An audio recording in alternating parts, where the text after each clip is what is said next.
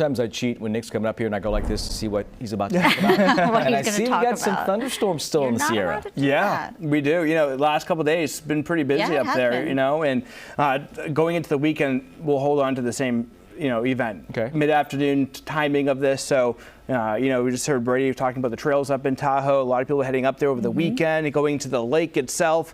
And it's very important to monitor the latest forecast and also the, if you hear, just keep an eye to the sky, because if you see those dark storm clouds developing, if you hear thunder, you are close enough to be struck by lightning. And we're seeing a lot of energy out there with these lightning strikes up and down the spine of the Sierra. Although recently you start to see some of the activity scale back a bit, at least with frequency of lightning strikes across our area, with most of this, the energy right now focused down to the south. But that said, we do have still some pockets of rainfall coming in along portions of I-80 from Truckee all the way to the state line. These were some brief thunderstorms that were going up and around the city of Truckee before drifting slowly off toward the east. They've been developing and then they kind of just fall apart. Popcorn type variety of these storms right there over the spine of the Sierra, with wet roadways, to say the least, getting over portions of I-80 as you approach the state line. But elsewhere, the storm threat will begin to diminish after dinner time, and we are quiet overnight. But I want to time out the thunderstorm chances again tomorrow, because they're happening around the same time.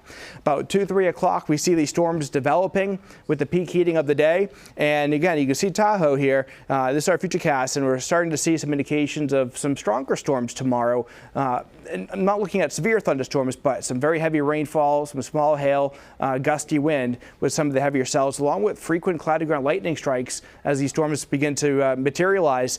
And as we go from about 3 to 6 o'clock, some of the storms will continue gradually expanding northward. And after dinner time, I do think the coverage with thunderstorm activity in the Sierra begins to diminish. We'll just be left with the residual cloud cover that will then clear out again during the rest of the night.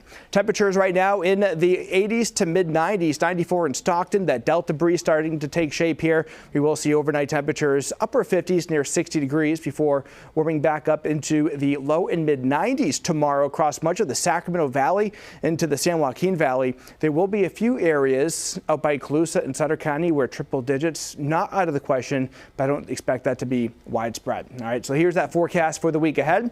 Temperatures running above average for now. I do think we'll see a better pattern next week that will help scale back these temperatures closer to our averages for this time of year with a stronger onshore flow. Marley? Yeah, still not too bad though. All right, thank you, Nick.